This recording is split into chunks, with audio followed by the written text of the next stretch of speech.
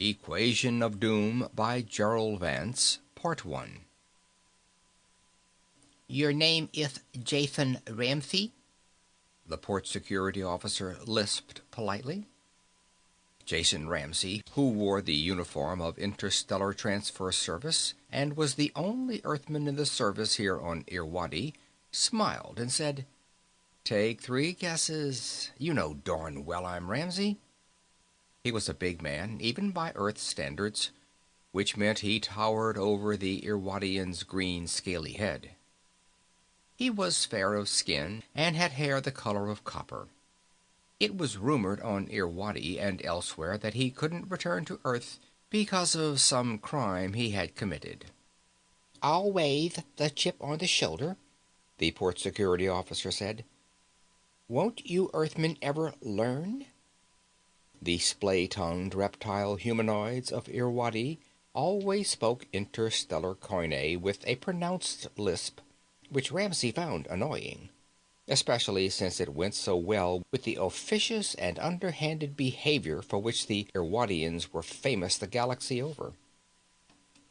"Get to the point," Ramsey said harshly. "I have a ship to take through hyperspace." No, you have no ship. "No? Then what's this?" His irritation mounting, Ramsey pulled out the Interstellar Transfer Service's authorization form and showed it to the security officer. A tip sheet for the weightless races at Formahalt 6?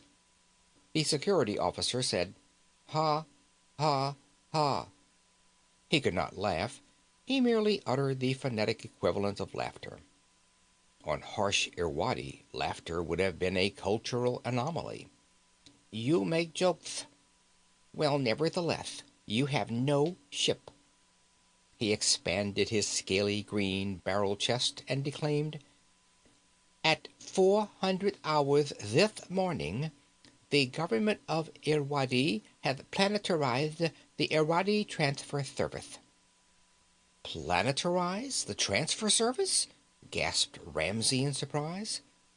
He knew the Irwadians had been contemplating the move in theory for many years, but he also knew that transferring a starship from normal space through hyperspace back to normal space again was a tremendously difficult and technical task. He doubted if half a dozen Irwadians had mastered it.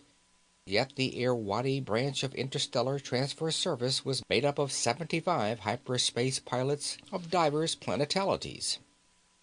Exactly, said the security officer, as amused as an Irwadian could be by the amazement in Ramsey's frank green eyes. So, if you will kindly surrender your permit. "Let's see it in writing, huh?" The security officer complied. Ramsey read the official document, scowled, and handed over his Irwadi pilot license. "What about the Polaris?" he wanted to know. The Polaris was a Centaurian ship he had been scheduled to take through hyperspace on the run from Irwadi to Centauri 3. Temporarily grounded, Captain. Or should I say, ex-captain? "Temporarily my foot," said Ramsey. "It'll be months before you Irwadians can get even a fraction of the ships into hyper. You must be out of your minds." Our problem, Captain, not yours. That was true enough. Ramsey shrugged. Your problem, the security officer went on blandly, will be to find a means of self-support until you and all other extraplanetaries can be removed from Irwadi. We owe you extraplanetaries nothing. Expect no charity from us. Ramsey shrugged.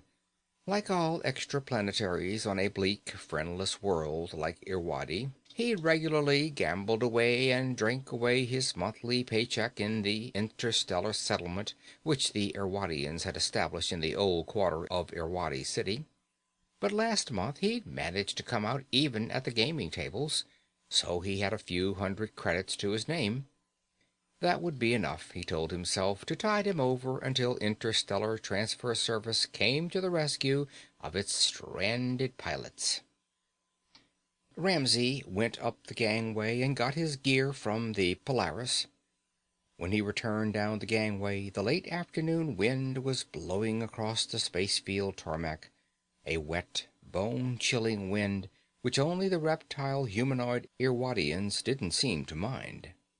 Ramsey fastened the toggles of his cold-weather cape, put his head down and hunched his shoulders, and walked into the teeth of the wind. He did not look back at the Polaris, marooned indefinitely on Irwadi, despite anything the Centaurian owners, or anyone else for that matter, could do about it. The Irwadi security officer, whose name was Ramar, walked up the gangway and ordered the ship's Centaurian first officer to assemble his crew and passengers. Ramar allowed himself the rare luxury of a fleeting smile.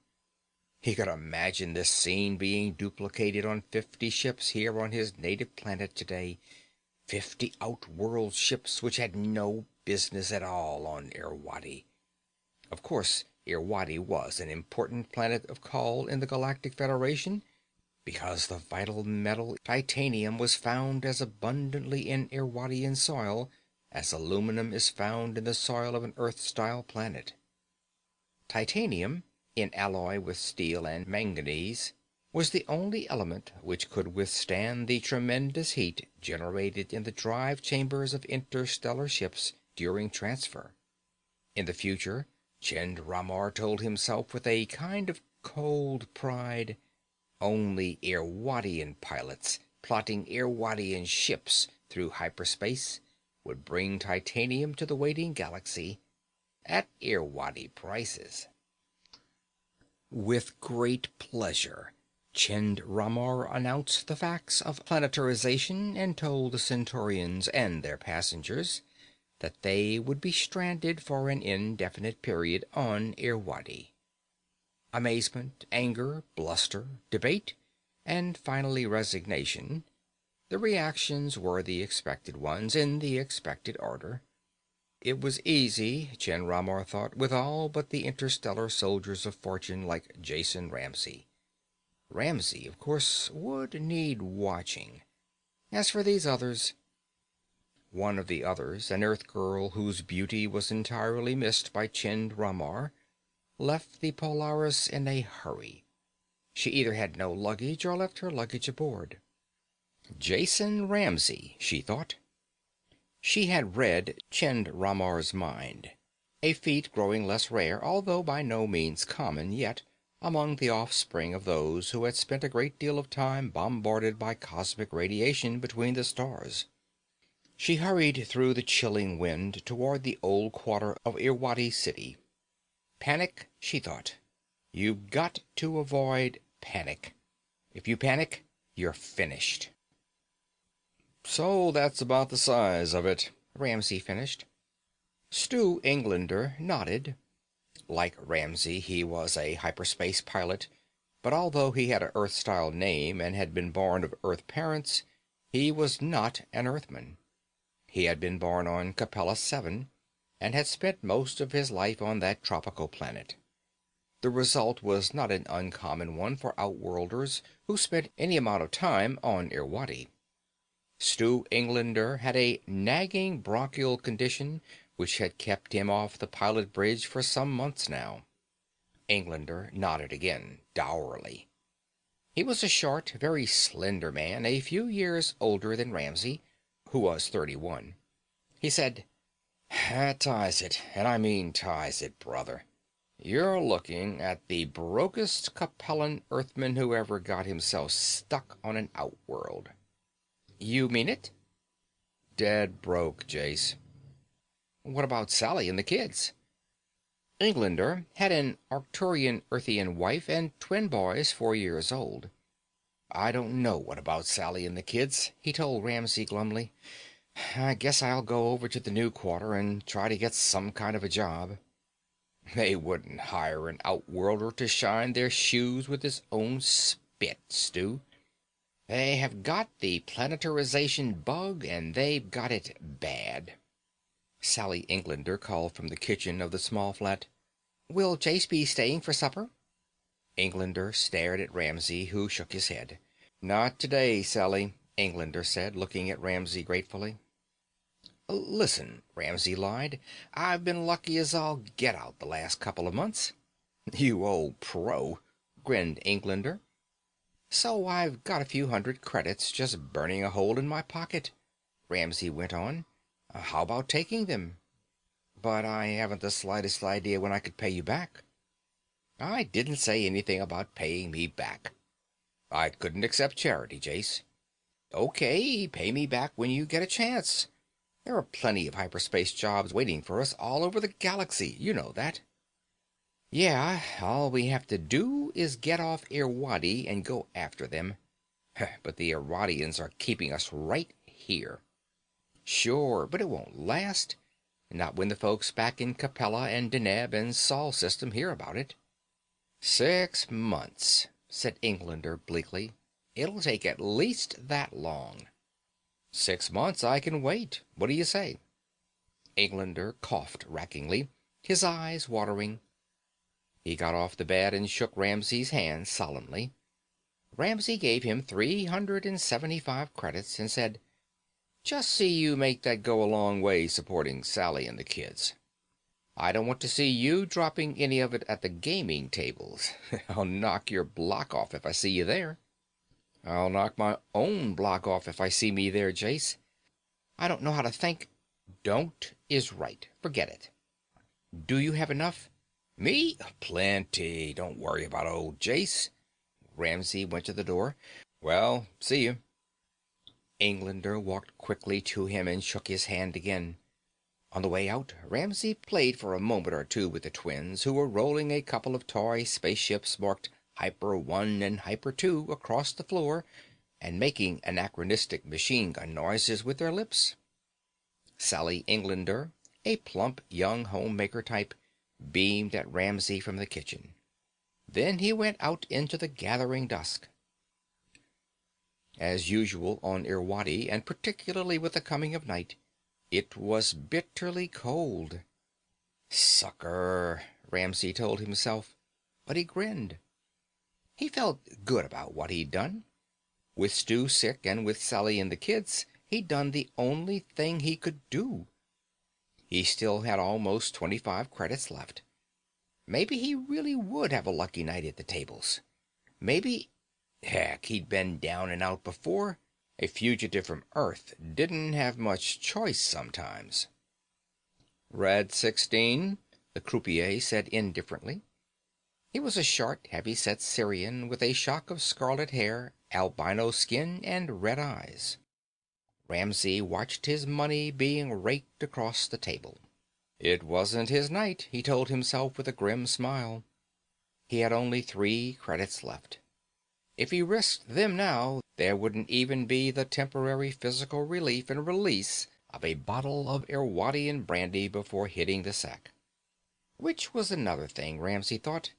Hitting the sack. Ah, yes, you filthy outlander capitalist. Hitting the sack. You owe that fish-eyed, scale-skinned Irwadian landlady the rent money, so you'd better wait until later, until much later, before sneaking back to your room. He watched the gambling for another hour or so without risking his few remaining credits. After a while, a well-dressed Irwadian, drunk and obviously slumming here in the old quarter, made his way over to the table. His body scales were a glossy dark green, and he wore glittering, bejeweled straps across his chest and an equally glittering, bejeweled weapons belt. Aside from these, in the approved Irwadian fashion, he was quite naked. An anthropologist friend had once told Ramsay that once the Irwadians had worn clothing, but since the coming in great number of the outworlders, they had stripped down, as though to prove how tough they were in being able to withstand the freezing climate of their native world. Actually, the Irwadian body scales were superb insulation, whether from heat or from cold. "Earthman watching me?" the Irwadian in the bejeweled straps said arrogantly, placing a fat roll of credits on the table. I'm sorry, Ramsey said. Were you talking to me? I certainly was, lisped the Irwadian, his eyes blazing with drunken hatred. I said I won't have any Earthman snooping over my shoulder while I gamble. Not unless he's gambling too. Better tell that to your security police, Ramsey said coldly but not angrily. I'm out of a job, so I don't have money to throw around. Go ahead and tell me, with a little smile, you think it was my idea. The Irwadian looked up haughtily. Evidently he was looking for trouble, or could not hold his liquor, or both. The frenzy of planetarization, Ramsey knew from bitter experience on other worlds, made irrational behavior like this typical. He studied the drunken Irwadian carefully. In all the time he'd spent on Irwadi, he'd never been able to tell a native's age by his green, scale-skinned, fish-eyed poker face. But the glossy green scales covering face and body told Ramsey, along with the sturdy muscles revealed by the lack of clothing, that the Irwadian was in his prime, shorter than Ramsey by far, but wider across the shoulders and thicker through the barrel chest. You outworlders have been depressing the standard of living on Irwadi ever since you came here, the Irwadian said. All you ever brought was poverty and your death germs and more trouble than you could handle. I don't want your stink near me. I'm trying to enjoy myself. Get out of here. It was abruptly silent in the little gambling hall. Since the establishment catered to outworlders and was full of them, the silence, Ramsey thought, should have been both ominous and in his favor. He looked around. Outworlders, yes, but not another Earthman present. He wondered if he was in for a fight. He shrugged, hardly caring. Maybe a fight was just what he needed, the way he felt. Get out of here, the Irwadian repeated. You stink. Just then, a vegan girl, blue-skinned and fantastically wasp-waist like all her kind, drifted over to Ramsey. He'd seen her around. He thought he recognized her. Maybe he'd even danced with her in the unit of dance halls reserved for humanoid outworlders. Are you nuts? She said, hissing the words through her teeth and grabbing Ramsey's elbow. Don't you know who that guy is? No, who? He's Gar Sim, that's who. Ramsey smiled at her without mirth.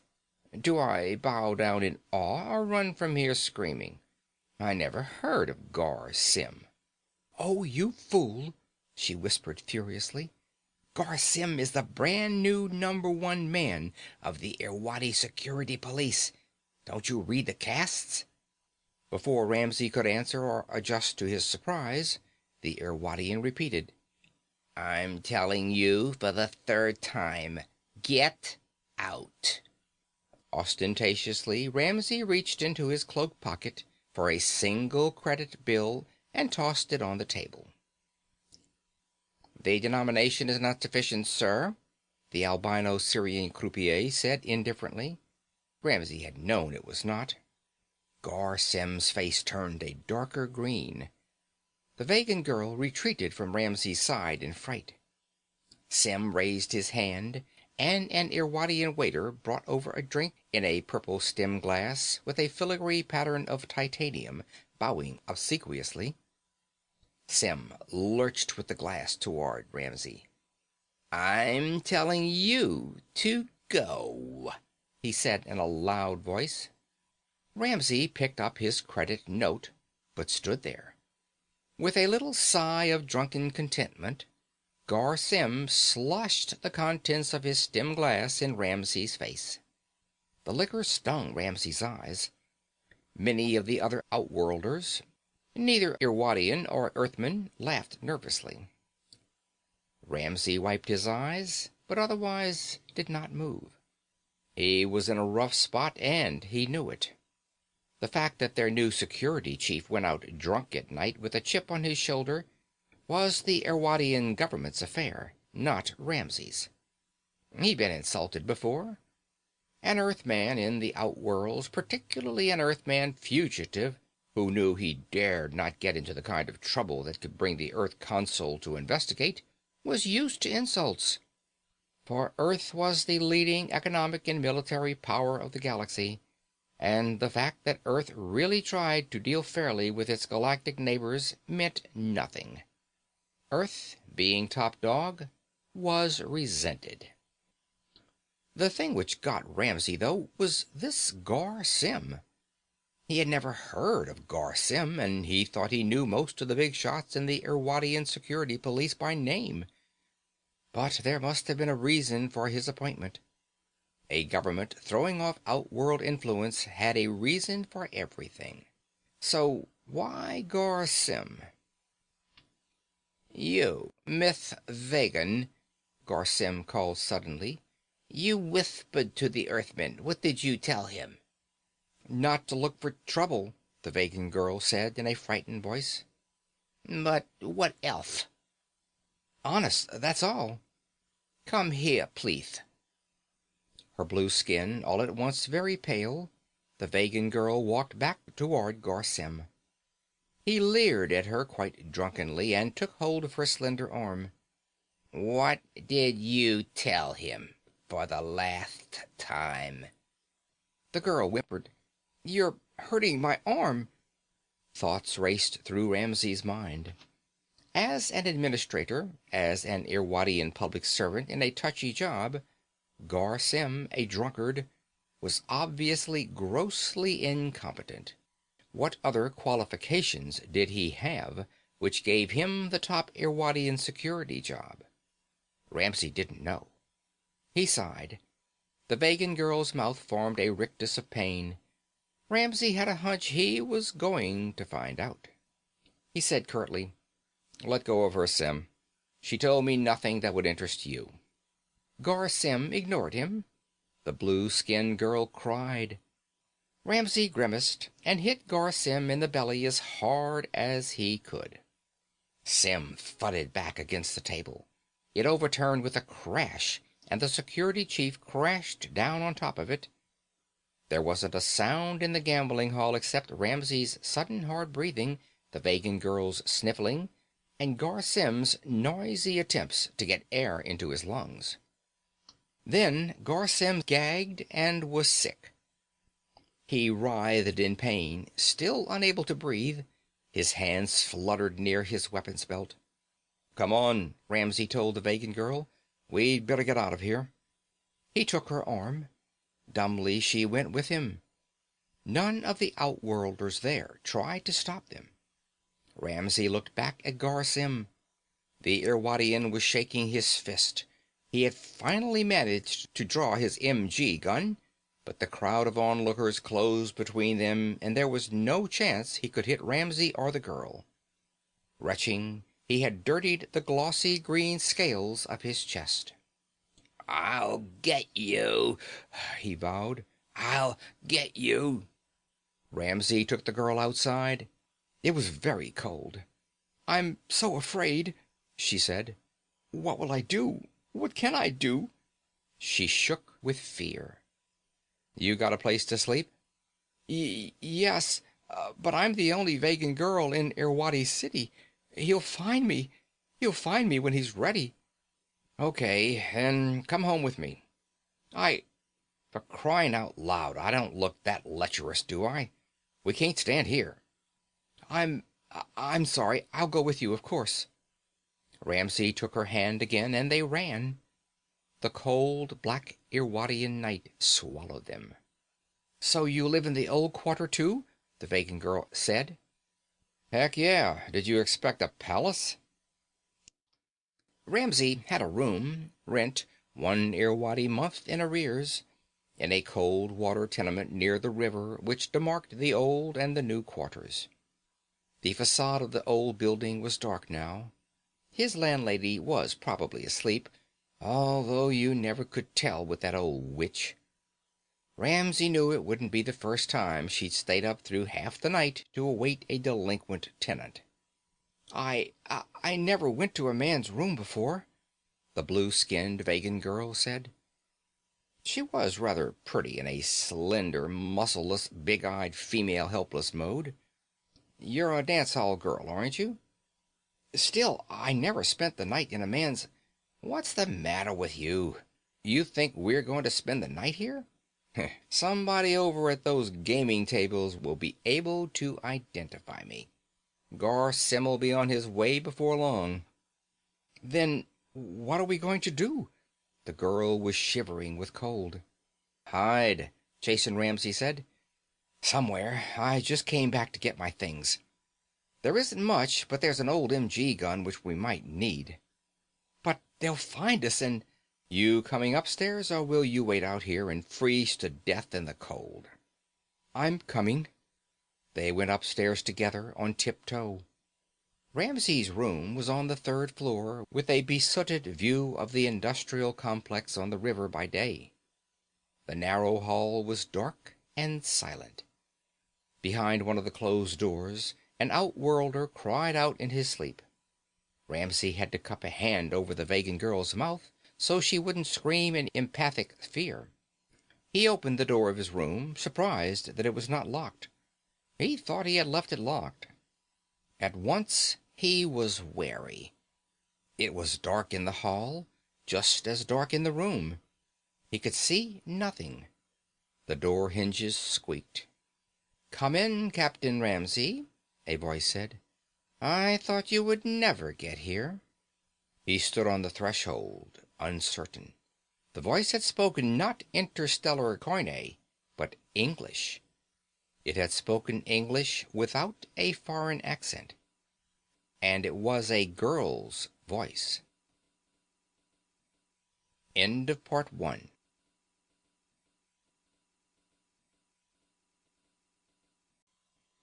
Part 2.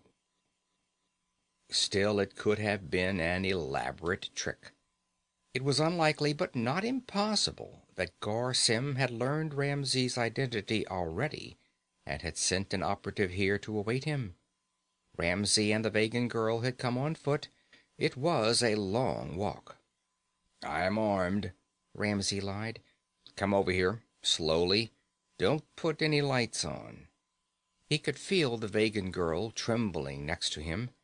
Not able to understand English, she didn't know what was going on.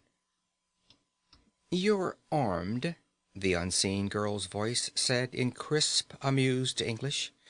"Like I'm a six-legged Antarian Spider-Man. You have an MG gun, Ramsey. It's in this room. I have it. That's all you have. No, don't try to lie to me. I'm a telepath. I can read you. Come in and put the light on and shut the door. You may bring the girl with you if you want." Brother, is she ever radiating fear? It's practically drowning your own mind out. The unseen girl wasn't kidding, Ramsey knew. She could read minds. She had proved it to him. Which left him this choice. He could grab the Vegan girl's arm again and get the heck out of there, or do what the unseen Earth girl told him to do. He wanted that MG gun. He took the Vegan girl's hand and advanced over the threshold and closed the door and switched on the light. The girl was sitting on the bed. She was an Earth girl, all right. She had come in a toggle cloak of green Irwadian fur, which was folded neatly at her side on the bed. Under it she wore a daring net halter of the type then fashionable on Earth, but which had not yet taken over the outworlds. It left her shoulders bare and exposed a great deal of smooth, tawny skin through the net. Her firm breasts were cupped in two solid cones of black growing out of the net. Her midriff was bare to an inch or two below the navel. Her loins were covered by an abrevitog which formed a triangle in front and, Ramsey knew, would form one in back. Her long, well-formed legs were bare down to the mid-calf boots she wore. She had a beautiful body, and had dressed so Ramsey couldn't miss it. Her face was so provocatively beautiful that Ramsey just stood there staring at it, after he had taken in the rest of her. She wore her hair quite long. She seemed perfectly composed. In her right hand she held Ramsey's MG gun, but she wasn't pointing it at them. She looked at the timid Vegan girl and smiled.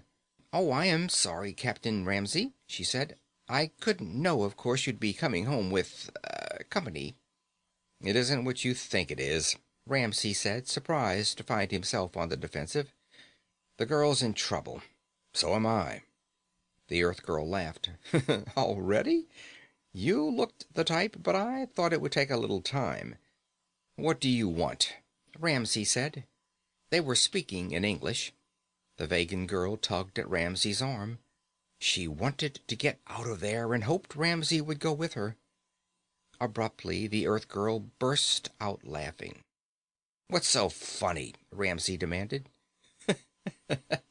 "Your little Vegan friend. I read her mind, Ramsey. She thinks I'm your wife. She thinks I'm mad at you for bringing her home." "Then why don't you talk in Koine," Ramsey said in the interstellar language, "and make her feel better? She might as well know I never saw you before in my life." He was annoyed. The Vegan girl smiled timidly, taking hope. "But you did," the beautiful Earth girl said. "I was on the Polaris today, Captain. You were to be the pilot until interstellar transfer here on Irwadi was planetarized." "I didn't see you. Dressed like that, I wouldn't have forgotten you." "I wasn't dressed like this." The girl smiled, very sure of herself. "I read your mind when you came in. The costumes had the desired effect, I see. But you needn't broadcast your animal desires so blatantly. Nobody asked you to read my mind. Besides, you needn't broadcast your physical assets so blatantly." "Touché," said the Earth girl. "Listen," Ramsey began. "We're in a jam. We're in a hurry." "So you told me. I couldn't have wished for more. It looks like I didn't need this costume and its obvious inducements at all, if you're really in a jam." "What the devil is that supposed to mean?" "My name is Margot Dennison, Captain Ramsey. I have managed to buy an old starship, small, but held together by spit and string and whatever the Irwadians use for prayer." "They're atheists," Ramsey said a little pointlessly. It was the girl. Darn her hide. She was beautiful. What did she expect? Looking at her, how could a man concentrate? "Hey," Ramsey blurted suddenly. "Did you say Margot Dennison? The Tri-D-Star?" Margot Dennison smiled. "That's right," she said. "Stranded 500 light years from nowhere, Captain Ramsey. With a ship. With money. In need of a hyperspace pilot. That's why I'm here, or didn't you guess?" "I'm listening." "Isn't it clear? I'll pay you to take me away from here." "Where to?" "Through hyperspace to Earth." "Well, I've been grounded. If I take you through hyperspace, I lose my license." "You really don't believe that, do you? After the Irwadians grounded all you without warning, and grounded all ships until they can train a few more pilots, you don't really think ITS would take your license away if you took a ship up and through hyper, do you? Under the circumstances? Especially since you're in a jam with a totalitarian government gone wild, do you?" Ramsey said abruptly, "I'm sorry. I can't take you to Sol System." Margot Dennison smiled. It wasn't the kind of smile designed to make a man roll over on his back and wave all fours in the breeze. Margot Dennison didn't need that kind of smile. "Oh, I'm sorry," she said. "I read your mind, you see. Very well, Captain, if you're a fugitive from Earth, I assume Ramsey isn't your real name, by the way, you may take me through hyper to Centauri. That will be quite satisfactory. I will make my way from Centauri. Well?" "Give me the gun," Ramsey said. "My goodness, of course. I'm not trying to hold you up. Here." She got up from the bed for the first time and walked toward them. She had firm, long legs and used them well. She was utterly lovely, and although part of it was probably her professional know-how, she made you forget that. She was the most attractive girl, Earth or Outworld, Ramsey had seen in years. Ramsey took the gun. Their hands met. Ramsey leaned forward quickly and kissed her on the lips. He was still holding the Vegan girl's slender arm, though. She tried to run away, but couldn't.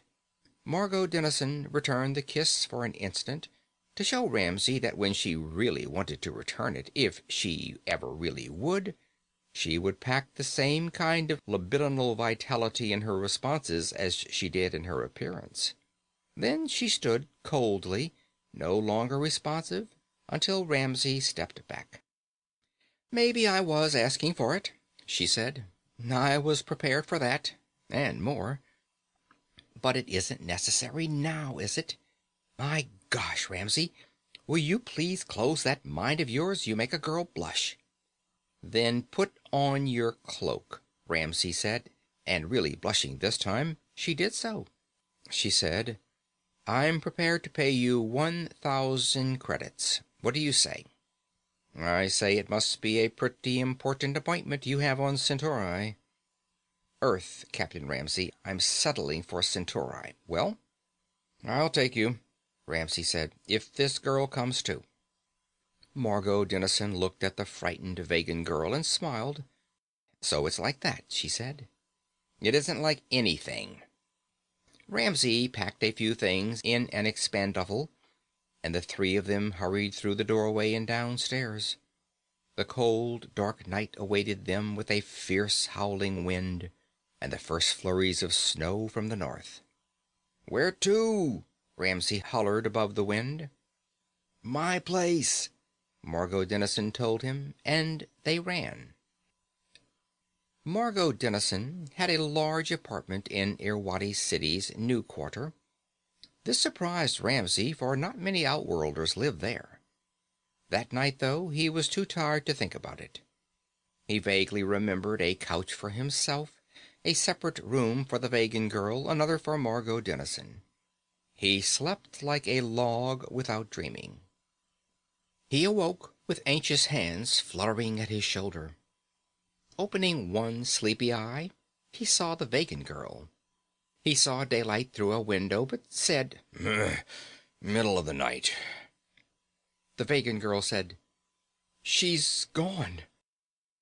Ramsey came awake all at once, springing to his feet fully dressed and flinging aside his cloak, which he'd used as a blanket. "Margot!" he cried.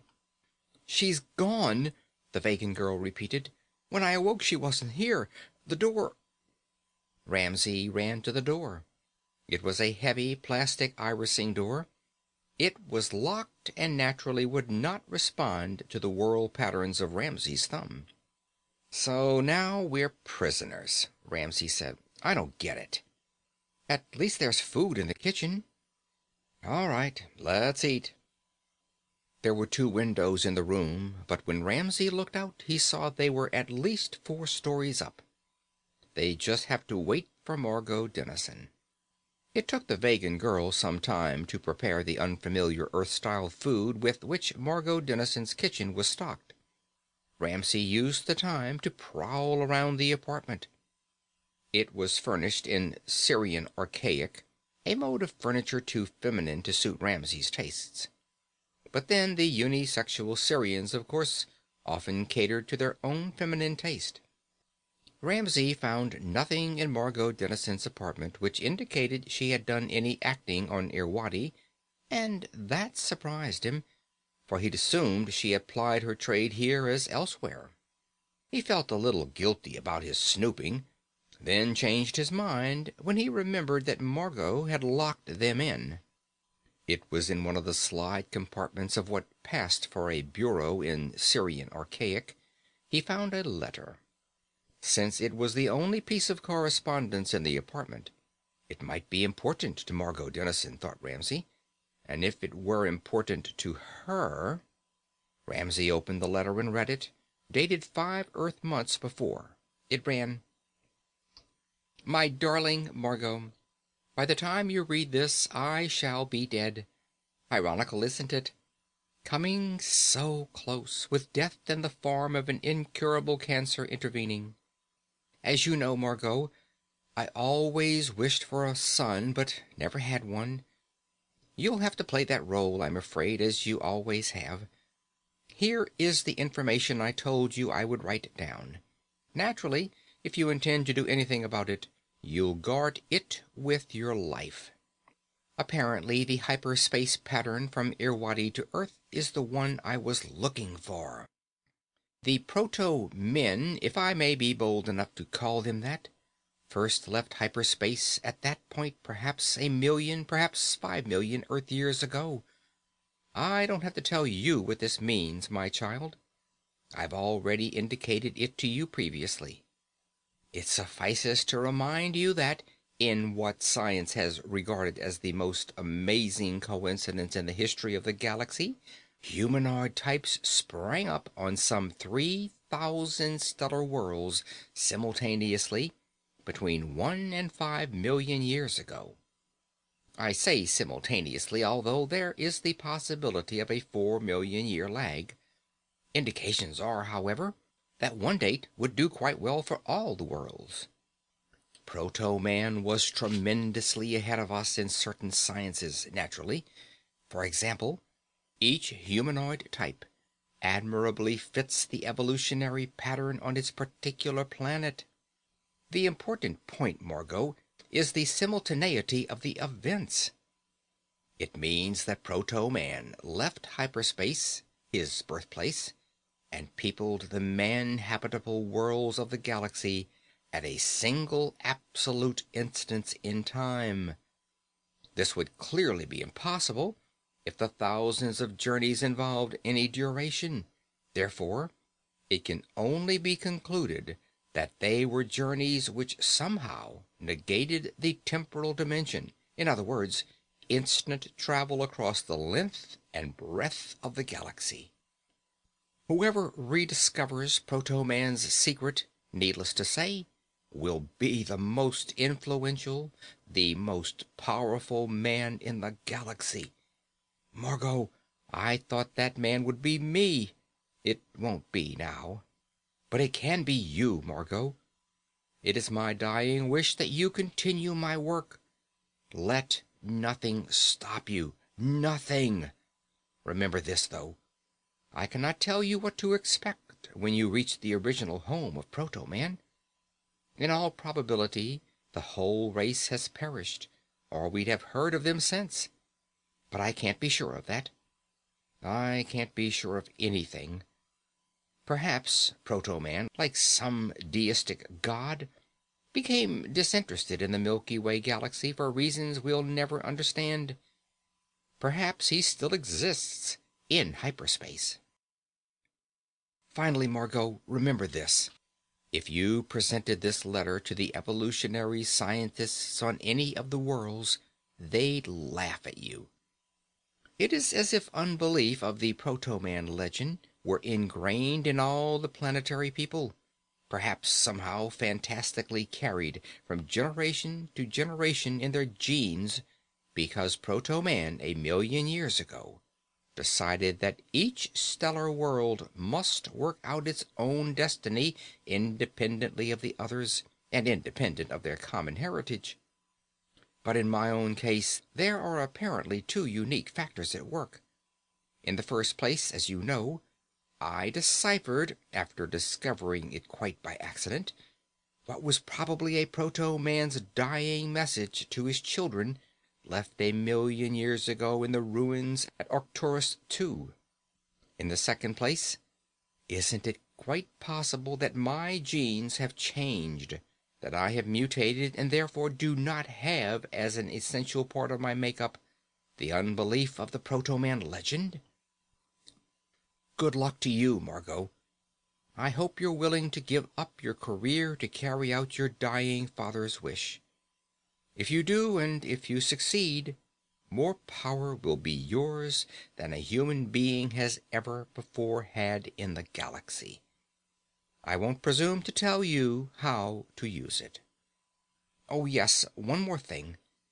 Since Earth and Alpha Centauri are on a direct line from Irwadi, Centauri will do quite well as your outbound destination if for some reason you can't make Earth. Again, good luck, my child. With all my love, Dad. Ramsey frowned at the letter. He did not know what to make of it. As far as he knew, there was no such thing as a proto-man myth in wide currency around the galaxy. He had never heard of proto-man, unless, he thought suddenly, the dying man could have simply meant all the myths of human creation, hypothecating a first man who somehow had developed independently of the beasts of the field, although he seemed to fit their evolutionary pattern. But what the devil would hyperspace have to do with such a myth? Proto-man, whatever proto-man was, couldn't have lived in hyperspace, not in that bleak, ugly, faceless infinity. Unless, Ramsey thought, more perplexed than ever, it was the very bleak, ugly, faceless infinity which made proto-man leave. "Breakfast," the Vegan girl called out. Ramsey joined her in the kitchen, and they ate without talking. When they were drinking their coffee, an Earth-style beverage which the Vegan girl admitted liking, the apartment door irised, and Margot Dennison came in. Ramsey, who had replaced the letter where he'd found it, said, "Just what the devil did you think you were doing locking us in?" "For your own protection, silly," Margot told him smoothly. "I always lock my door when I go out, so I locked it today. Naturally, we won't have a chance to apply for a new lock. Besides, why arouse suspicion?" "Where'd you go?" "I don't see where that's any of your business." "Believe it or not," Ramsey said caustically, "I've seen 1,000 credits before. I've turned down 1,000 credits before in jobs I didn't like. As for being stranded here on Irwadi, it's all the same to me whether I'm on Irwadi or elsewhere." "What does all that mean, Captain Ramsey?" "It means keep us informed. It means don't get uppity." Margot laughed and dropped a vidcast tape on the table in front of Ramsey. He read it and did not look up. There was a description of himself, a description of the Vegan girl, and a wanted bulletin issued on them. "For assaulting the chief of Irwadi security," the bulletin said. For assaulting a drunken fool, Ramsey thought. "Well?" Margot asked. This morning she wore a man-tailored jumper which, Ramsey observed, clashed with the Syrian archaic furniture. She looked cool and completely poised, and no less beautiful, if less provocatively dressed than last night. Ramsey returned question for question. "What about the ship?" "In a spacer graveyard, of course. There isn't a landing field on the planet we could go to." "You mean we'll take off from a graveyard? From a junk heap of battered old derelict ships?" "Of course. It has some advantages, believe it or not. We'll work on the ship nights. It needs plenty of work, let me tell you. But then the graveyard is a kind of parts department, isn't it?" Ramsey couldn't argue with that. They spent the next 3 days sleeping and slowly going stir-crazy. They slipped out each night, though, and walked the 2 miles to the space graveyard down near the river.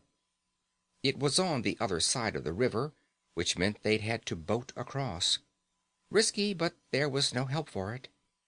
Each night they worked on the ship, which Ramsey found to be a 50-year-old Canopusian freighter in even worse condition than Margot had indicated. The night was usually divided into 3 sections. First, reviewing the work which had been done and planning the evening's activities. Then looking for the parts they would need in the jungle of interstellar wrecks all about them. Finally, going to work with the parts they had found and with the tools which Ramsey had discovered on the old Canopusian freighter the first night. As they made their way back across the river the first night, Ramsay paddling slowly, quietly, Margot said, "Ramsay, I think we're being watched." "I haven't seen or heard a thing. You, Varden?" Varden was the Vegan girl's name. Varden shook her head. Ramsay was anxious all at once, though. Things had gone too smoothly. Personally, things hadn't gone smoothly with Ramsay, but that was another story. He found himself liking Margot Dennison too much. He found himself trying to hide it, because he knew she could read minds. Just how do you hide your thoughts from a mind reader? Ramsay didn't know, but whenever his thoughts drifted in that direction, he tried thinking of something else, anything else, except the proto-man letter. "Yes, that's just what I was thinking," Margot said in the boat. "I can read minds, so I'd know best if we were being watched. To get a clear reading, I have to aim my thoughts specifically, but I can pick up free-floating thoughts as a kind of emotional tone rather than words. Does that make sense?" "If you say so. What else did you read in my mind?"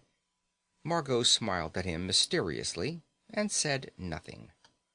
Ramsay felt thoughts of proto-man nibbling at his consciousness.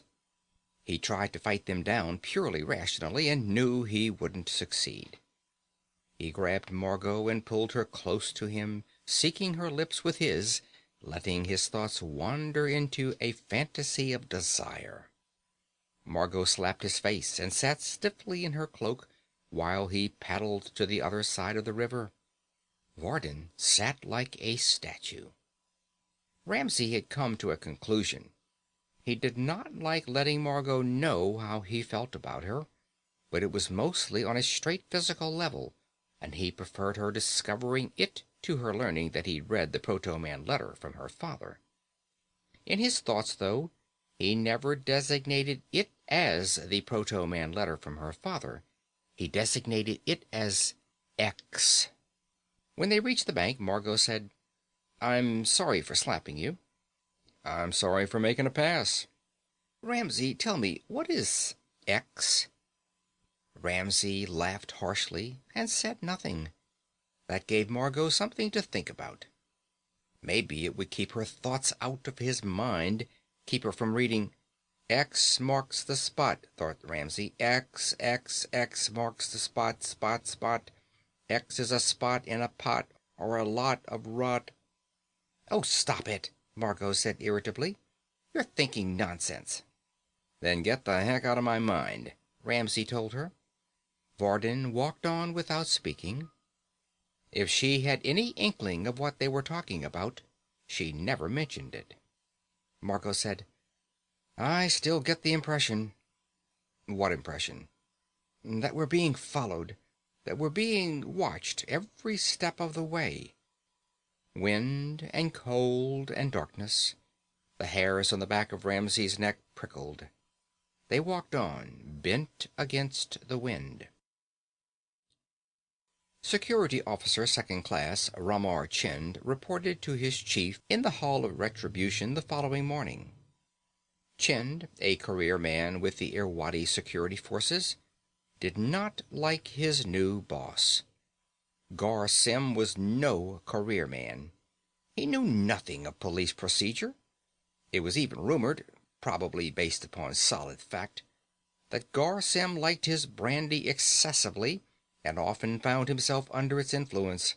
Worst of all, after all, a man could understand a desire for drink, even if sometimes it interfered with work. Worst of all, Gar Sim was a scientist, a dome top in the Irwadi vernacular, and hard-headed Ramar Chind lost no love on dome tops. He saluted crisply and said, "You wanted to see me, sir?" Gar Sim leaned forward over his desk, making a tent of his scaly green fingers and peering over it. He said 3 words. He said, "The Earth Girl Dennison?" "The Spacer Graveyard," Ramar Chind said promptly. That was an easy one. His agents had been following the Dennison girl at Gar Sim's orders. Ramorchin did not know why. And? Garsim asked. The Earthman Ramsey, the Vegan Varden, both are with her. We can close in and arrest the lot, sir, any time you wish. Fool, Garsim said softly without malice. That is the last thing I want. Don't you understand that? No, I guess you don't. Yes, sir. Their ship? Every morning after they leave, we go over it. Still 2 or 3 nights away from completion, sir. Also, Ramorchin smiled. Yes, what is it? 2 or 3 nights away from completion, except for one thing. They'll need a fuel supply. 2 U-35 capsules rigged for slow implosion, sir. The hopper of their ship is empty. Is there such a fuel supply in the graveyard? No, sir. But could there be? Usually, no. Naturally, the junkers drain out spaceship hoppers before scrapping them. U-235 in any form brings... I know the value of U-235. Proceed. Well, there could be. If they were lucky enough to find such a fuel supply in one of the wrecks in the graveyard, they wouldn't be suspicious. Naturally, we won't put one there. But you're wrong, my dear Ramorchend. You'll load the hopper of one of those wrecks with enough U-235 for their purposes, and you'll do it today. But, sir, we're going to follow them, Chend. You and I. We want them to escape. If they don't escape, how can we follow them? End of Part 2.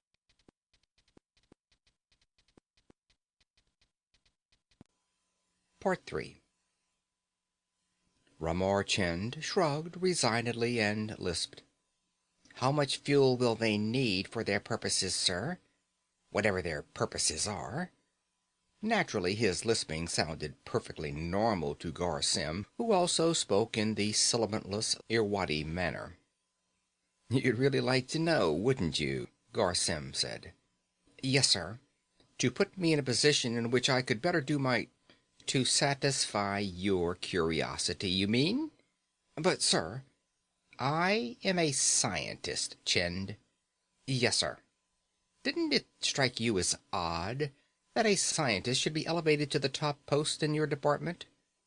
Of course, sir. I didn't question it, though.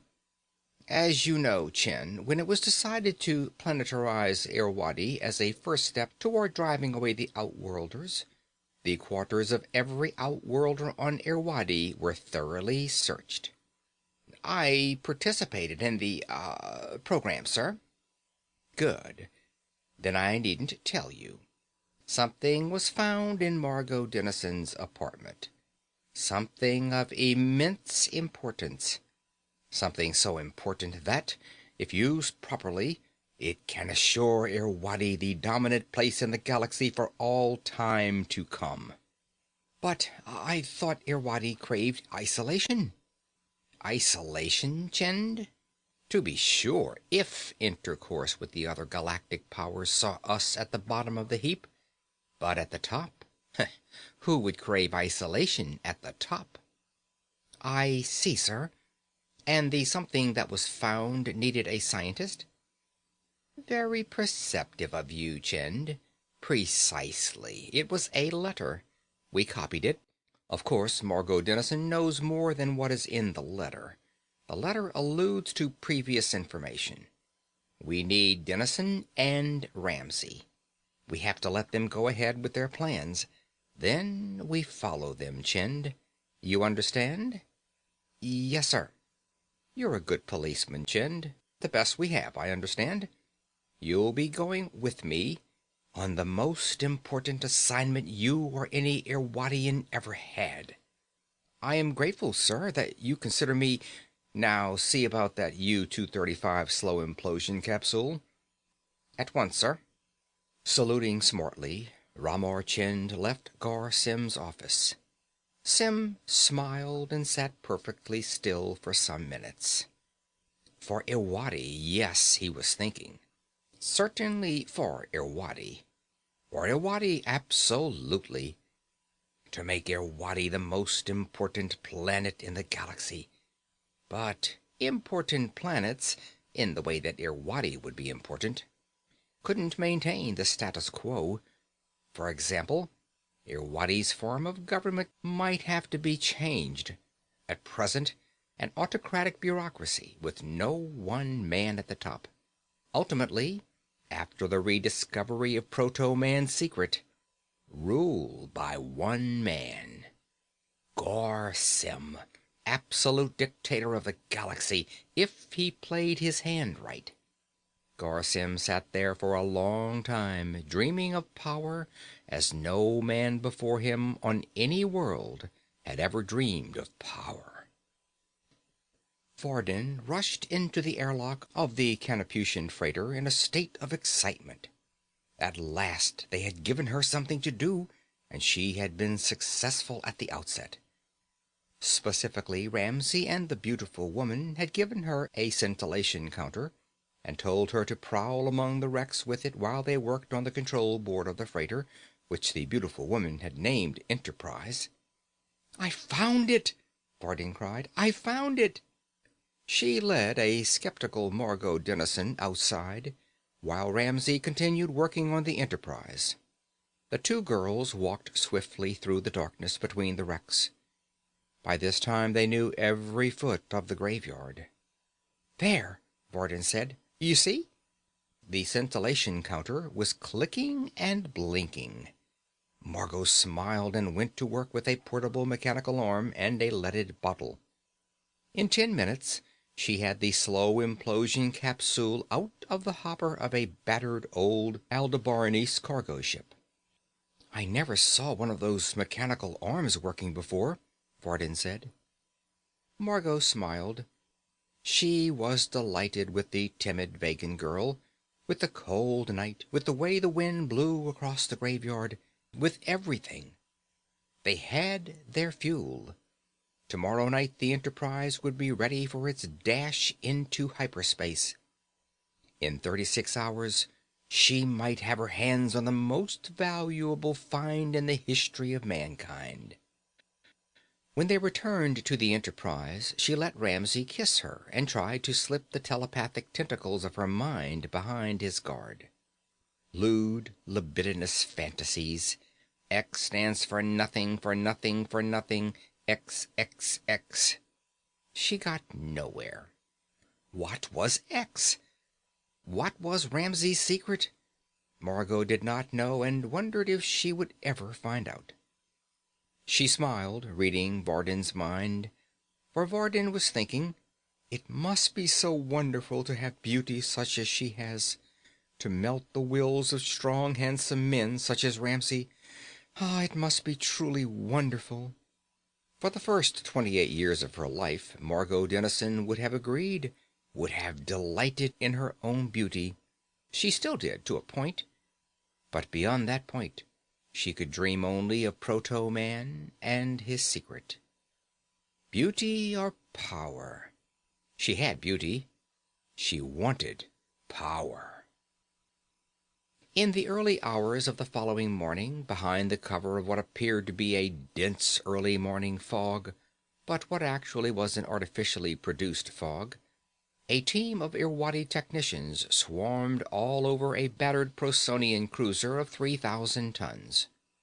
By mid-morning, working swiftly and with all the tools and spare parts they would need, they made the ship, called Dogstar, spaceworthy. Later that day, but still 2 hours before nightfall, Ramar Chind arrived with a small crew of 3 security police. He had selected his men carefully. They knew how to handle a spaceship. They knew how to fight. They were quite ruthless. He thought Gar Sem would be pleased. Sem did not arrive until just before nightfall. He was very agitated when he came. Ramar Chind, too, was eager. What would happen within the next several hours, he realized, might be beyond his ken, but he still recognized its importance. And being an opportunist, he would pounce on whatever he found of value to himself. Several hours after the setting of the Irwadi primary had ushered in the cold night, Margot Dennison, Ramsay, and Varden arrived at the graveyard and made their way at once to the Enterprise. They went inside swiftly, and in a very few minutes prepared the 1,000-tonner for blastoff. Ramsay's mouth was dry. He could barely keep the thoughts of Proto-Man from his mind. If Margot read them... "Centauri, here we come," he said, just to talk. "Centauri," said Margot. But of course she had another destination in mind. Several hundred yards across the graveyard, watching, waiting, the occupants of Dog Star were armed to the teeth. Ramsay sat at the controls. Varden stood behind him, nervously. The space trip from Vega to Irwadi was probably the only one she had ever taken. Margot sat quite relaxed in the co-pilot's chair. "I still can't believe we're not going to feel anything," Varden said in her soft, shy voice. "Haven't you ever been through hyperspace before?" Margot asked the Vegan girl. "Just once." "In normal space," Ramsay explained, "we feel acceleration and deceleration because the increase or decrease in velocity is experienced at different micro-instants by all the cells of our body. In hyperspace, the velocity is felt simultaneously in all parts of the ship, including all parts of us. We become weightless, of course, but the change is instant, and we feel no pressure, no pain." Ramsay was waiting until 0134:57 on the ship's chronometer. At that precise instant in time, and at that instant only, blastoff would place them on the proper hyperspace orbit. And before they could feel the mounting pressure of blastoff, the timelessness of hyperspace would intervene. 0130:15, Margot read the chronometer for Ramsay. "It won't be long now. 30:20. "All right," Ramsay said suddenly. "All right, I can read the chronometer."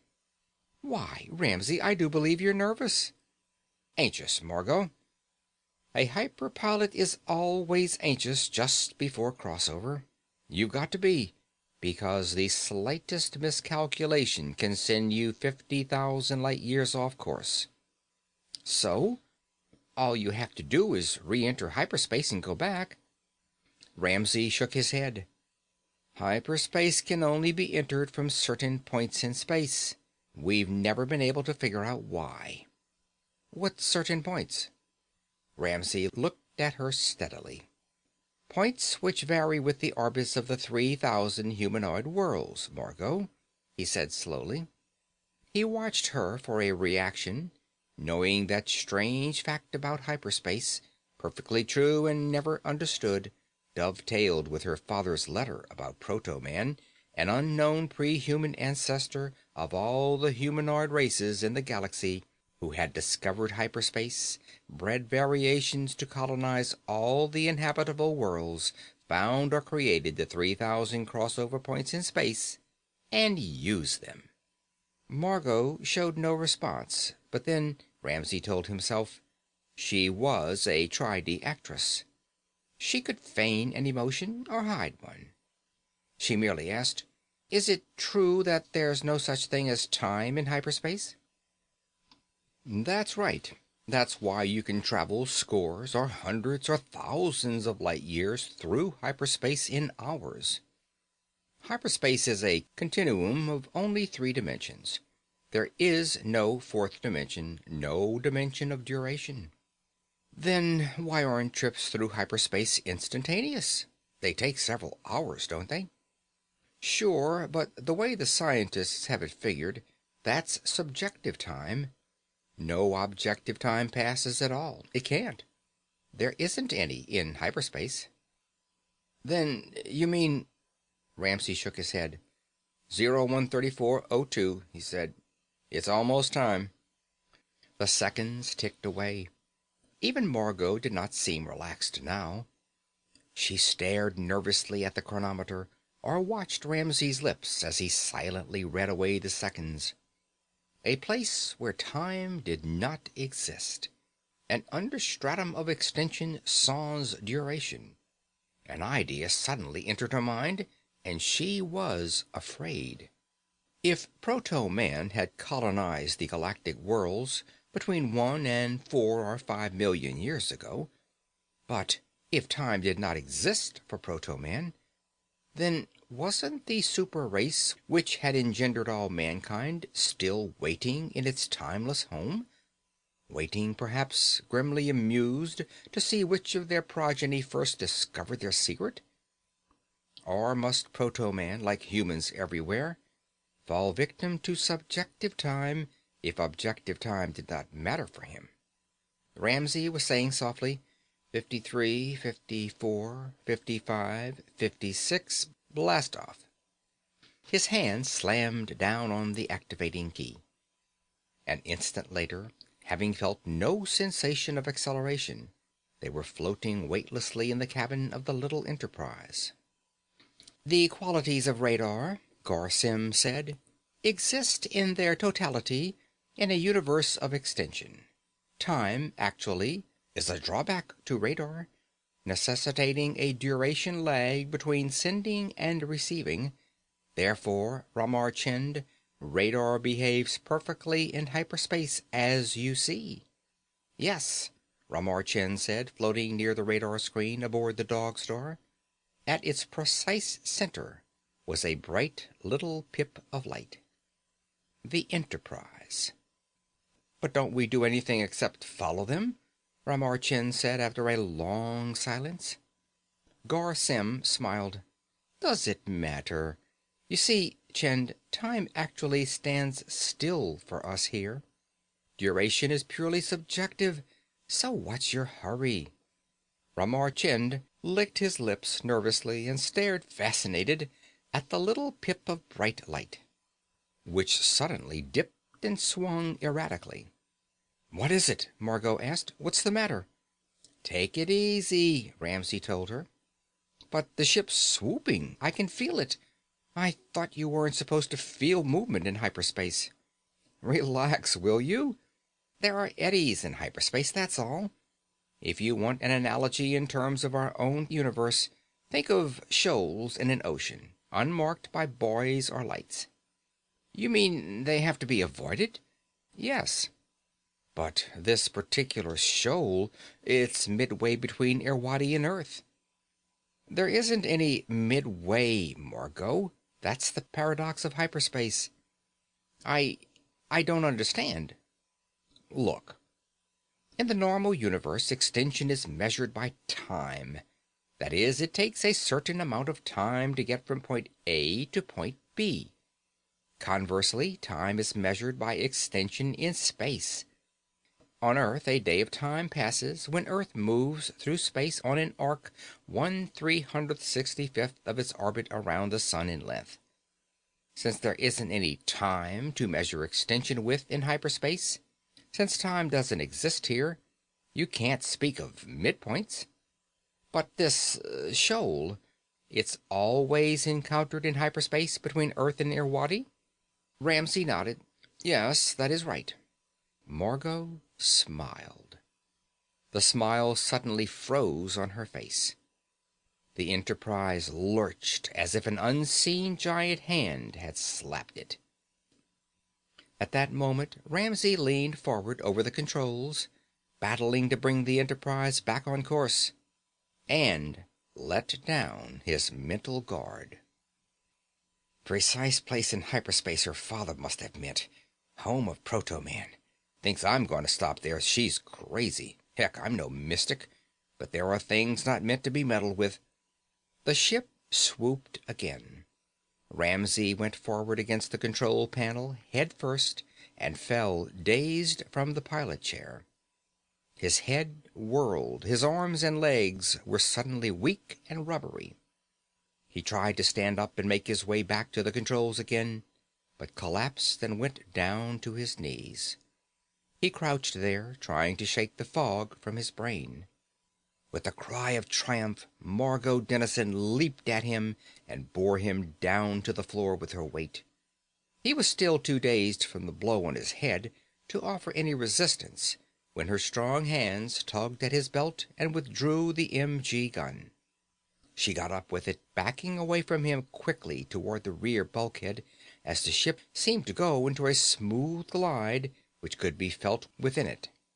Varden stood alongside Ramsey, a hand to her mouth in horror. Ramsey got up slowly. "Stay where you are," Margot cried, pointing the MG gun at him. "I'll kill you if I have to. I'll kill you, Ramsey. I mean it." Ramsey did not move. "So you knew about my father?" Margot challenged him. "Yeah, so what?" "And this shoal in hyperspace is a world, isn't it?" Ramsey nodded. "I think so." "Okay. Sit down at the controls, Ramsey. That's right. Don't try anything." Ramsey was seated in the pilot chair again. His head was still whirling, but his strength had returned. He wondered if he could chance rushing her, but told himself she meant what she said. She would kill him in cold blood if she had to. "Bring the Enterprise down on that world, Ramsey." He sat there, stubbornly shook his head. "Margot, you'll be meddling with a power beyond human understanding."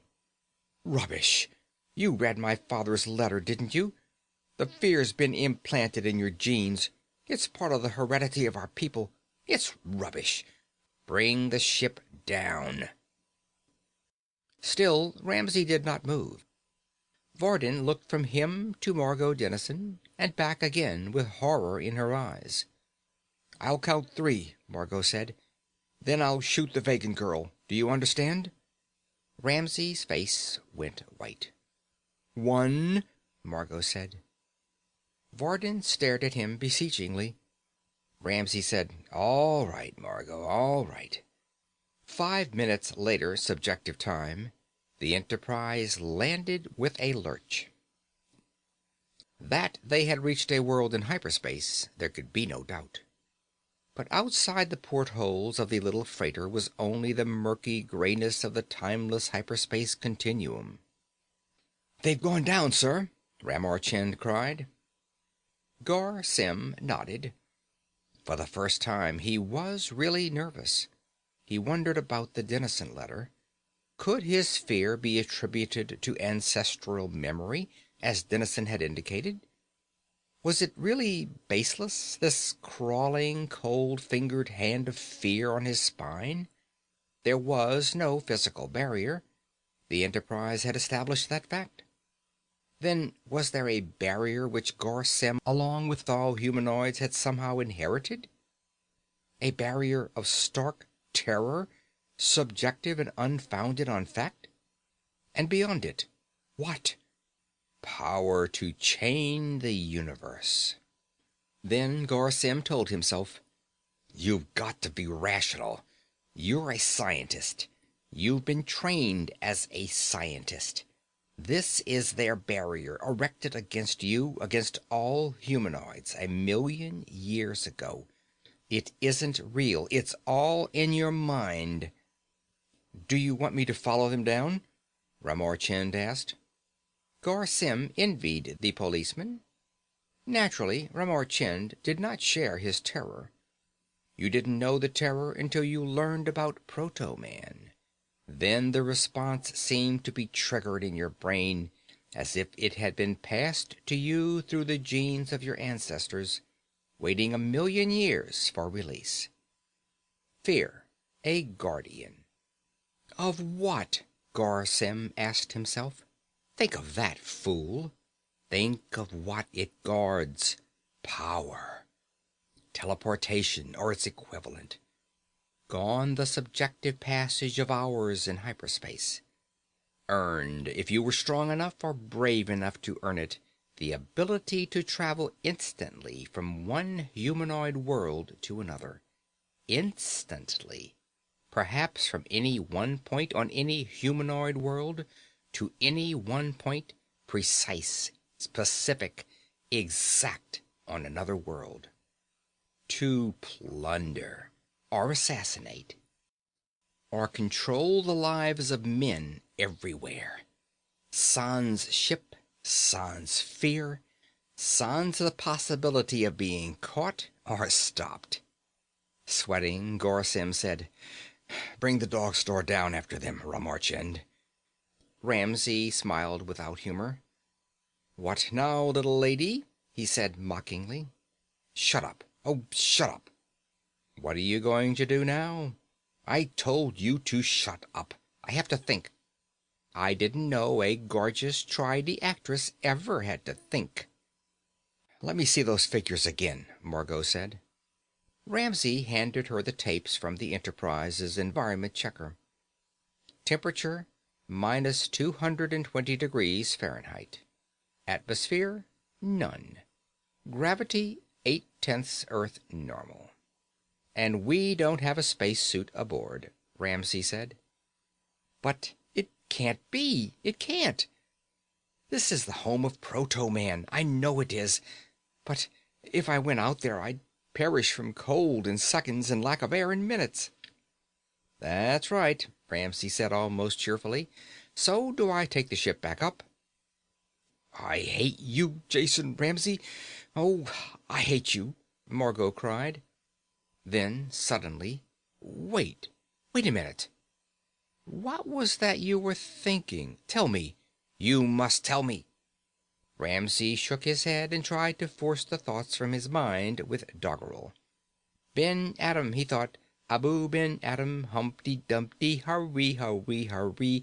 The only two-headed, get yours here. The sum of the squared of the sides is equal to the squared of the hyperspace.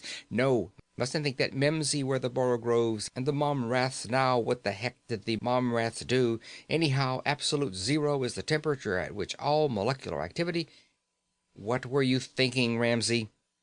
His mind was a labyrinth. There were thousands of discrete thoughts, of course, millions of them, collected over a lifetime. But all at once he did not know his way through that labyrinth, and his thoughts kept whirling back to the one Margot Dennison wanted, as if, somehow, she could pluck it from his mind.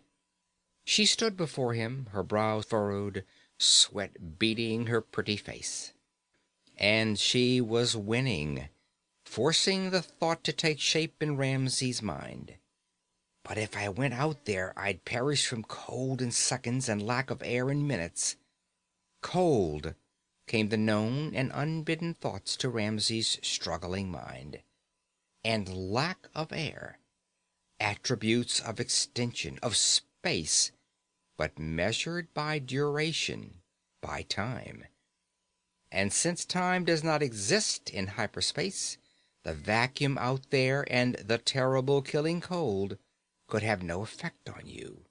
You could go out there perfectly protected from the lethal environment by the absence of the time dimension. Margot smiled at him. "Thank you," she said. "Thank you, Ramsey." He was about to speak, but she added, "And don't give me that stuff about a power we shouldn't tamper with. I'm going out there. Now." Ramsey nodded slowly. "I won't stop you.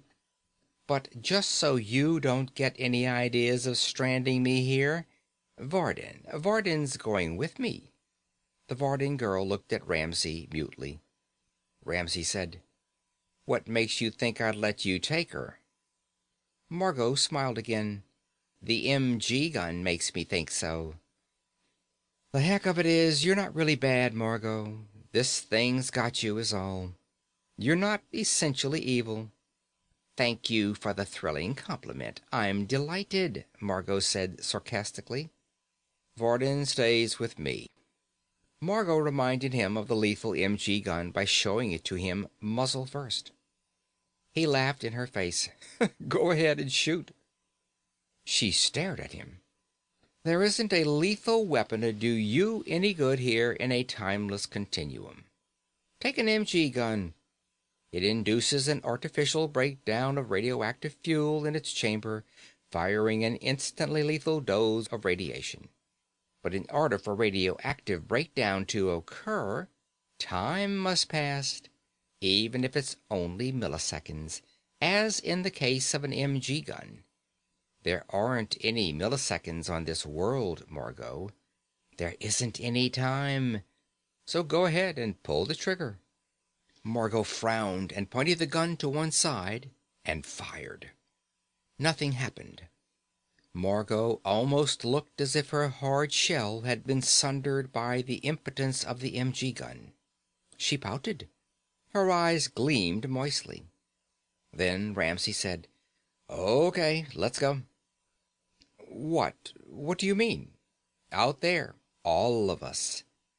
"But I thought you said—" "Sure, I'm scared stiff. A normal man would be. It's in our genes, according to your father. But I'm also a man. What the devil do you think it was first got man out of his cave and started along the road to civilization and the stars? It was curiosity. Fear restraining him, and curiosity egging him on. Which do you think won in the end?" "Oh, Ramsey, I could kiss you." "Go right ahead," Ramsey said. And she did. They opened the airlock. They went outside smiling. But Varden, who went with them, wasn't smiling. There was sadness instead. In cumbersome spacesuits, the 5 Irwadians made their way from the Dog Star to the Enterprise. Ramar Chind and his 3 policemen carried MG guns. Gar Sem was unarmed. Chind used a world neutralizer to force the pattern of the lock on the outer door of the Enterprise's airlock. Then the 5 of them plunged inside the ship. The inner door was not closed. The Enterprise was empty. End of Part 3.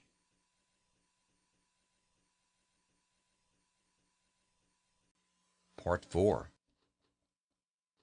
Gar Sem looked doubtfully at the gray murkiness behind them. Although the Dog Star stood out there less than a quarter of a mile away, they couldn't see it through the murk. "Where do they go?" Ramar Chind asked. Sem waved vaguely behind them. Chind and his men turned around. Gritting his teeth against the fear which welled up like nausea from the pit of his stomach, Gar Sem went with them. At that moment they all heard the music. "You hear it?" Ramsey asked softly. His voice did not carry on the airless world, of course, but he spoke, and the words were understood not merely by Margot, who could read his mind, but by Varden as well. "Music," said Margot. "Isn't it beautiful?" Ramsey nodded slowly.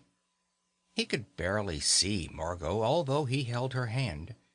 He could barely see Varden, although they stood hand in hand, too. The music was unearthly, incapable of repetition, indescribably the loveliest sound he had ever heard. He wanted to sink down into the obscuring gray murk and weep and listen to the haunting, sad, lovely strains of sound forever. "What can it possibly be?" Margot asked. Surprisingly, it was Varden who answered. "Music of the spheres," she said. "It's a legend on Vega 3, my world." "And on Earth," Ramsey said. Varden told him, "On all worlds. And like such legends, it has a basis in reality. This is the basis." That didn't sound like timid little Varden at all. Ramsey listened in amazement. He thought he heard Varden laugh. Music, but didn't the notes need the medium of time in which to be heard? How could they hear music here at all? Or were they hearing it? Perhaps it merely impinged on their minds, their souls, just as they were able to hear one another's thoughts as words. They'd never understand fully, Ramsey knew suddenly. Perhaps they could grasp a little of the nature of this place, a shadow here, the half-suggestion of the substance of reality there, a stillborn thought here, a note of celestial music there. The timeless legacy of proto-man, whatever proto-man was. "The fog is lifting!" Varden cried. The fog was not lifting. Then it was. Ramsey would never forget that. Varden had spoken while the dense gray murk enveloped them completely. Then it began to grow tenuous, as if Varden's words had made it so. Little Varden, shy, frightened Varden, suddenly, inexplicably, the strongest, surest one among them. The sky, white and dazzling, glistened. The gray murk glistened, too, 100 yards off in all directions, like a wall of polished glass surrounding them. In the very middle of the bell jar of visibility granted them all at once stood a black, rectangular object. "The teleporter!" Margot cried. "The matter transmitter! I know it is! I know it is!" Ramsey stood waiting, breathlessly. No, he realized abruptly, not breathlessly. You couldn't say breathlessly. For Ramsey had not breathed, not once, since they left the Enterprise. You didn't breathe on a timeless world. You merely somehow existed. "It's opening!" Margot cried. The black rectangle, ominously coffin-shaped, was indeed opening.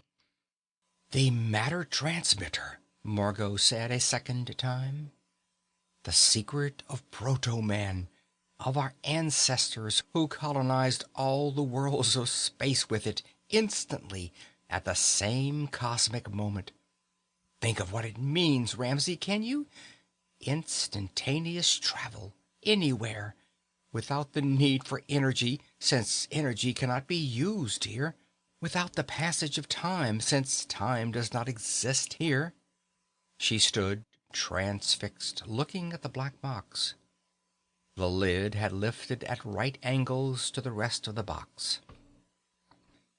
Margot said in a whisper of awed thought, "Who controls it, controls the galaxy." And she walked toward the box. At that moment, Ramsey had a vision. He saw, or thought he saw, Margot Dennison in the costume she had worn when they first met. She stood, eyes wide, fearful, expectant, before a chessboard. The pieces seemed to be spaceships. It was a perfectly clear vision, but it was the only such vision Ramsey had ever been vouchsafed in his life. He was no mystic. He did not know what to make of it. Playing chess with Margot was Proto-Man. Ramsey only saw his hand. A hand perhaps 5 million years old. He blinked. The vision persisted, superimposed over Margot's figure as she walked toward the box. A game, he thought, because we don't understand it. Not that kind of power. Not the power a matter transmitter would give. A cosmic game on a chessboard which wasn't quite a chessboard, with a creature who had never lived as we know life, and so could never die. With the future of the galaxy hanging in the balance, life or death for man hanging on a slim thread, because man wasn't ready for matter transmission, couldn't hope to use it wisely, would use it perhaps for war, transmitting lethal weapons, thermonuclear, world-destroying weapons, instantly through space, for delivery anywhere, negating time. Death hovered. "Wait!" Ramsey called, and ran forward. Just then 5 new figures, space-suited, appeared under the gleaming dome. "Stop that woman!" A voice which Ramsey should not have been able to hear, but which he somehow heard perfectly, cried, "Stop her!" MG guns were raised, fired. Without effect. 3 of these space-suited figures ran after Margot as the voice repeated, "Stop her! The box is mine! Mine!" It was Gar Symm's voice. Ramsey did not know if he should stop Margot himself or fight Symm's men. Although they couldn't use their weapons on this world, they could still hurt, possibly even kill Margot. Ramsey turned and waited for them. The strange mystic vision was gone. He saw only three space-suited figures, saw Margot walking steadily toward the box. Either she was moving very slowly, or the box retreated, or it was farther away than it had looked at first, for she hadn't reached it yet. Ramsey met the space-suited figures head on. There were three of them, but they were awkward in their suits, cumbersome, incapable of quick responses. Ramsey hit the first one in the belly and darted back. His fist felt contact with the soft bulk of the insulated suit, then with the harder bulk of the man. He struck again, harder this time. The scaly green face of the Irwadi within the spacesuit grimaced with pain. He doubled over and fell, his helmet shattering against the ground at Ramsey's feet. Then an incredible thing happened. The Irwadi opened his mouth to scream. His face froze. He lost his air. His face bloated. And he died. Ramsey couldn't believe his eyes. It was not possible to die from lack of air or from cold on a world without the time continuum. Ramsey, Varden, and Margot had proved that by venturing out without protection. But the Irwadi had died. Mental suggestion? Because he thought he would die? Because that was the only way you could perish on a world lacking in time dimension, by your own thoughts? The second space-suited figure closed with Ramsey awkwardly. Ramsey hit him. The man of Irwadi fell. His helmet cracked. He tried to scream and died. The third man fled. Ramsey ran after Margot. "Wait!" he cried. He couldn't talk to her about his fantastic vision. It was personal. She wouldn't understand. Mystic experience always is like that.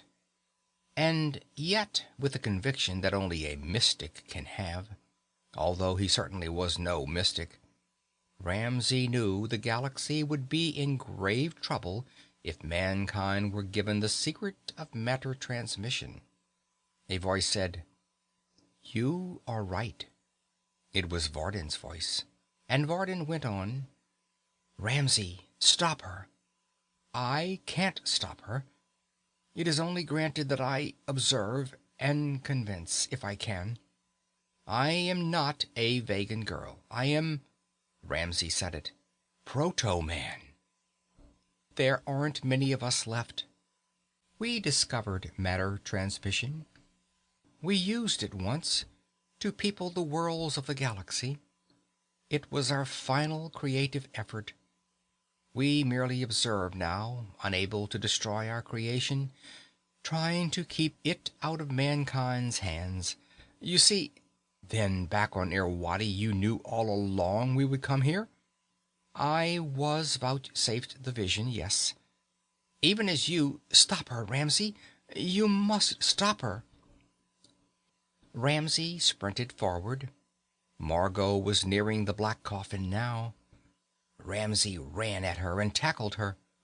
They went down together, the girl fighting like a tigress, tooth and nail, wildly sobbing, striking out at Ramsey with small, impotent fists until he subdued her. Panting, they glared at each other, and could not stop Gar Sim from running past them, eyes wrapped behind the plastiglass of his helmet, and jumping into the black box. "To the end of the universe and back!" he cried. "Take me there and back, instantly! Prove to me that you work, now!" His voice trailed off. He had addressed the black rectangle almost as if it were something alive. Ramsey thought he heard a growl from the box. He stood before it, looking in. The hackles rose on his neck. "You see," Varden said, "my ancestors and yours discovered the power of a god and did not understand it. We were incorporeal. We created life, your ancestors. We patterned it to fit the evolution of the 3,000 worlds. Human life, millions of them, colonists for the worlds of normal space. We were tampering in our tragic pride, Ramsey, with forces we would never comprehend. We colonized the worlds, deciding that physical existence, along with the mental prowess we had, was the ideal state. A few of us, like myself, or my ancestors if you wish, although the purely mental lives continuously, a few of us stayed behind and saw the loss of 1,000,000 years. Ramsey's eyes still could not pierce the darkness inside the box. "What do you mean?" he asked in an awed voice. "We sent out godlike men. We did not understand our discovery. The godlike men, but look at Gar Sim." The space-suited figure got up slowly. It blinked at Ramsey. It growled. It had a recognizably green, scale-skinned face. But it was not the face of Gar Sim. It was the face of Gar Sim's caveman ancestors 1,000,000 years ago. "This is what happened to my people," Varden said. She looked at Ramar Chind, and Chind, responding, went to Gar Sim and led him quietly back toward the Dog Star. Chind never said a word. Gar Sim growled. "Take the Earth girl and go," Varden told Ramsey. "But aren't you coming?" "My work is finished," Varden told him. "For now." "For now?" "I am a guardian. When I am needed again," she shrugged her slim blue shoulders. "But Margot will never be content now," Ramsey protested. "Not when she's come so close." "She'll understand, just as you understand. You'll be good for each other, Ramsey, you and the girl. She's had only her fierce pride and her dreams of power. She has room for love. She needs love. But you, I am nothing. I am the end product of an equation our ancestors found 1,000,000 years ago. An equation to give them godlike power. Instead, it made them savages. And I have had to watch their slow climb back to the stars. An equation, Ramsey. Almost an equation of doom. Now, go." Varden flickered, became insubstantial. Her body seemed to melt into the gray mists. The gleaming walls were gone. The black box was gone. Varden was gone. Ramsey led Margot back to the Enterprise. Moments later, although the elapsed time was subjective, they blasted off. Margot opened her eyes. She had been sleeping. She smiled at Ramsey tremulously. "I love you," she said. Her words seemed to surprise her. "I can't go back to Earth," Ramsey said. "Who wants to go back to Earth if you can't?" They had, Ramsey knew, all of space and the lifespan of mortal men to enjoy together. End of Part 4. End of Equation of Doom by Gerald Vance. This recording done by Phil Chenevert. March of 2015.